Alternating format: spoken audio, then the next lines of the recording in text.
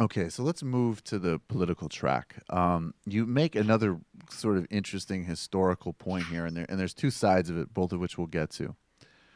That first of all, at this time in history, the European governments were pretty partial towards Muslims in some respects, and partial towards them as kind of like people that they wanted to be local partners in colonial enterprises. As an example, there was seemed to be certainly preferential treatment for Muslims versus Jews, as an example, in certain fighting regiments for European colonial powers. And then the other aspect was that the European powers were sort of anticipating and seeing that Islam was going to be utilized in anti colonial struggles. So there's kind of a dual track that are connected here. But Maria, start by explaining how European governments, very specifically in this period of time, empowered Islam, built mosques. I mean, now there's a debate on banning minarets and banning Islamic symbols in many European countries. This was a time when the public coffers were used to build and subsidize Islam. Yeah, so this is definitely Sophie can speak more to this, but in the No, wake of World I'm just kidding. Go ahead.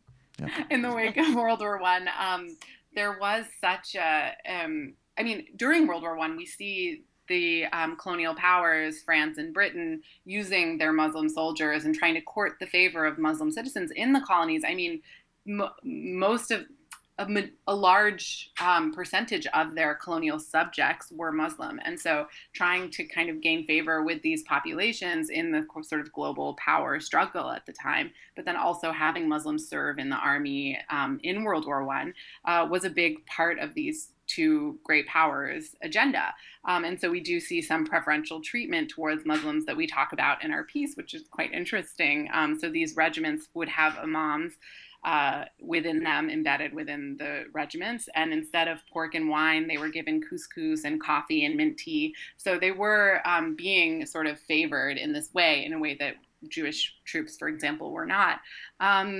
In terms of the mosque, I mean, we talk about the Paris Mosque, which was built in the 1920s in the wake of World War One, and ostensibly to honor the Muslim soldiers who had served in World War One, and that angered a lot of the country's Catholics, who saw it as sort of a perversion of laïcité, or the secularism that France was supposedly adhering to.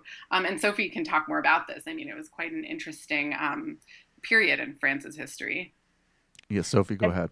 Well, I think in general that this definitely the Muslim soldiers who fought in the First World War is also one of these really parts of history that seems to be forgotten by a lot of people.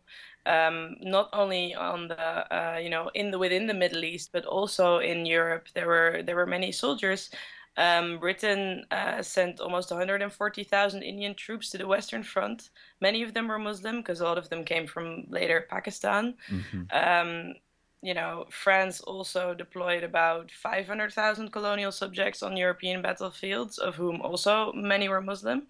And these are things that, that are important to remember. Was also the first time that there was such a big presence of Muslims on on European soil in that Hmm. way. And they had special treatment in these regiments, and there was very specifically also propaganda. During the First World War, the Germans opened a POW camp in Wunsdorf, where they built a mosque and where they tried to convince soldiers, Muslim soldiers that they captured, to join their side. So in response, France also built a mosque for their soldiers. So there was kind of this propaganda battle going on. And what Germany was really trying to accomplish was trying to get Muslims in France and Britain's colonies to rise up against them, which they saw as, a good tool for them to hurt these other countries. But in the end, there was no such that didn't really happen. Hmm. But yeah, that's an important part of history that also shouldn't be forgotten. And the Mosquée de Paris was opened in 1926, really with this idea to honor these soldiers. But in effect, what ended up happening was that mostly it was targeted at elite North Africans and French tourists in a way, as it is today. You can still go there and drink a mint tea and buy a rug. um, it Right. was very much people were the North Africans who were working in Paris. They were not living in the same areas, and they were definitely not making enough money to go visit the hammam there or go to the restaurant. Right. And their factory times didn't align with the mosque, so it was clearly sort of a colonial power show. Right.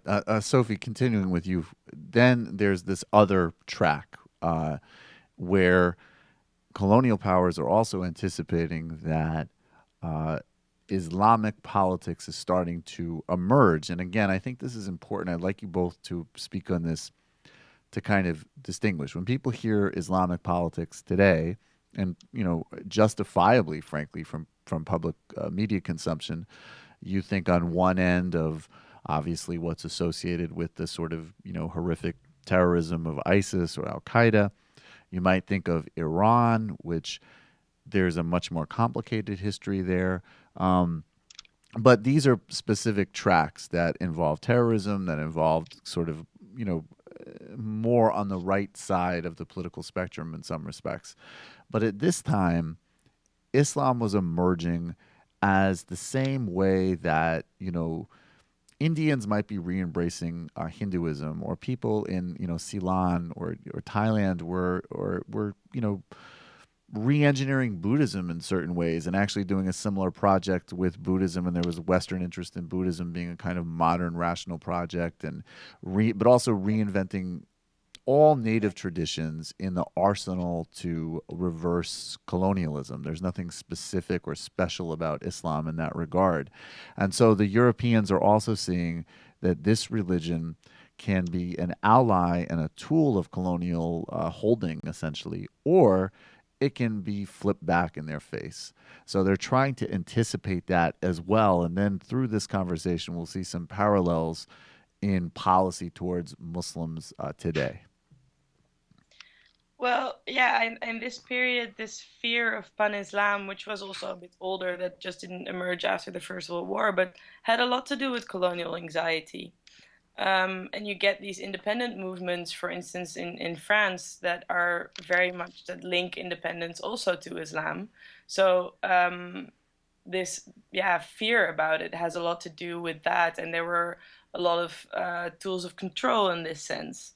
The French authorities kept a really close eye on all these different organizations, and through different organs, like for instance, a sort of not a trade union, but an area where they would go to get work in an office, and there would always be, intelligence. People would be watching them, because Islam was almost also a tool of control in that way. And it's hard to compare. I understand why, but it's still a bit difficult to compare to the situation today. Again, these colonial empires were so big and had such a big influence on politics and policy, and we don't really have that right now, or Right. not in the same way. Mm-hmm. But I the guess there is fear was some, terrible.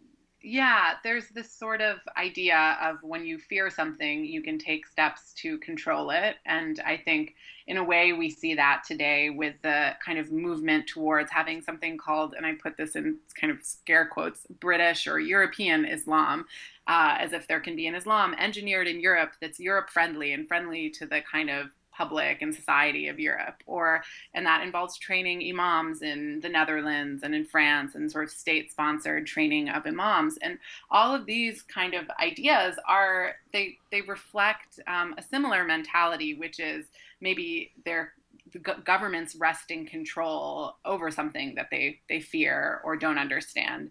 And I think we see it today, and we also saw it in that period, though it looks very different, and maybe the entities being feared are very different. Right. That was actually that's the parallel I was looking for, Maria, and I want you to expand on that because I think it's important to be fair and be rigorous in this conversation. That there is okay. So one of the important sort of things that you guys both note in your article is that the discourse on Islam in Europe today is the frame is wrong because Islam is not new to Europe. And there is this very broad and deep and textured history here that involves the colonial experience, that involves migration, that involves all of these countercultural movements and anti-colonial movements and everything else. But at the same time, in Europe today, you have a challenge where all of these things are sort of happening concurrently. You have the rise of the right, you have tremendous bigotry and xenophobia and everything else that is expressed towards Muslims and people coming from the Middle East or North Africa. And then you also do have, in fact, we can be quite clear, I think, the distinction between an Islamic inspired anti colonial politics versus why would someone be drawn to joining ISIS? That's an entirely different sort of conversation. But we can also acknowledge, I guess, to be real here, that there are legitimate security concerns and there are legitimate conversations about balancing multiculturalism and national identity and everything else. And so I guess what I'm curious about is, what do you both see, and Mario, I'll start with you, from this research and from being grounded in this history that can at least start to get us to ask the right questions and have the right sort of frame so we can start dealing with these challenges more intelligently now? Oh, big question. Always a big question. So I think one thing that for me this research really illuminates is that not only is Islam not new to Europe, but the relationship between Europe and all of these different kinds of Islam and Muslims and converts is so complex. And sort of thinking about the past, we see some trends that are still helpful in explaining things today. And so one of those trends is this kind of otherizing of Islam and sort of the relationship between Islam and the state, which was never simple, never easy, and is really related to the colonial experience. And it's something that I think if we ignore this past, we're unable to truly understand Islam today. And if we start the narrative in the 70s or the 60s, we're also neglecting a really important part of history. And I think doing that makes it seem like there's this new Islam phenomenon that is occurring in a void, and obviously we know that's not true. It's a very long and kind of compelling history, and so I just think beginning to look at a kind of both a broader framework for understanding the relationship between Europe and Islam and Muslims in Europe and European Muslims, and I mean in the piece we don't even talk about Muslims in Eastern Europe, which is a totally different and really important and historic Muslim communities. But I do think that one of the problems that both of us, I'm speaking for Sophie, but have with the discourse is that it so flattens Islam and Muslim identity, and really the kind of fear of global terrorism or Al-Qaeda or ISIS really sort of drowns out other versions and expressions of Islam in society, and even political Islam. And those things are very important to engage with if we really want to understand, how the world works. And I just have to interject, Sophie, I want to get your thoughts on this, but to be really, fair and upfront with some of this audience, I would just underline that I think, it's one thing to have what you can call, frankly, a more high-minded intellectual commitment to do what you're talking about. But I just want to also argue from the practical perspective that even if you were to say that your prime concerns with these things were terrorism and were, preserving social liberalism with, migration from Islamic countries or whatever other concerns that you're kind of expressing and dealing with, these are the conversations and the groups and the complexity that you need to have in order to formulate the right solutions and the right responses. Just sitting back and, not liking the Quran or quoting some people who have no idea what they're talking about is not going to do the very practical job. So I think it's important to underline that this isn't just it's not just a high-minded motivation. This is the actual work of, even if your prime interest is just counterterrorism, which is quite an important issue. But you need to engage in all of these things in a serious and rigorous way to solve for all of the concerns that you might have from recognizing the complexity and vitality of over 1 billion people on the planet to dealing with terrorism. Sophie, go ahead. Well, I would link to that in a way that also if you're a policymaker, historicizing and contextualizing these issues is really important because otherwise you might not fully understand what you're actually talking about, Right. and you might not have the tools to then find the right measures to do something, positive. And in that way, this part of Europe, because it's European history, that's what's important about it as well. It's not even when we talk about Muslim Spain, often that's talked about as in within Islamic studies, Middle Eastern history, Hmm. where you're thinking, well, actually, it's also European history. And this part in the interwar period, where there was so much, conversation going on and a different engagement with Islam, is also part of European history. These mosques are in the centers of these cities. Well, the Wilmersdorf Mosque is, in the middle of Berlin. It's very visual in that way as well. And if we don't forget this, and if we keep if we talk about it in this way and acknowledge this longer relationship, it does change the conversation that we have when, today when people say, oh, yeah, Muslims who came in the 60s and the 70s. Well, that's not the case. These other people were there before there, and they also had ideas and interaction with Europeans and maybe, became European in a way. Absolutely. The piece is When Europe Loved Islam, Sophie Spahn, Maria Hanun. Maria Hanun, I appreciate your time. Both of you, thank you very much for joining us on the Majority Report. Thank Thanks you for for having having us. us. Okay, bye bye, guys. Bye. Bye.